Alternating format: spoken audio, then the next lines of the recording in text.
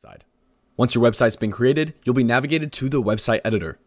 This is where you can add in information like your company emails, phone numbers, logos, and so much more.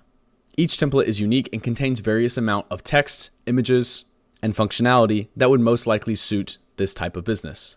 But every website is built with the same core building blocks, which I'll show you now. On our lowest level, we have elements, things like images, headlines, and buttons. You can customize these elements by selecting the element and then adjusting its characteristics on the right-hand side in this toolbar. Every element has different types of characteristics, so feel free to explore all the different options you have in order to customize your elements. If you don't see an element in the template that suits your needs, feel free to add in new elements by clicking the plus icon on the left-hand side and then selecting an element from the various elements that we have available. To add in a new element, simply select your element and drag and drop it onto your website.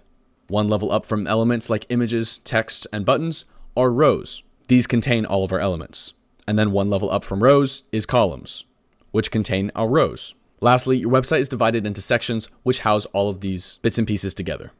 You can add in any one of these parts via the menu on the left-hand side, where you can add in everything from sections, rows, and elements. When you're satisfied with your website, click Save, and then we'll click back to exit out of our website editor.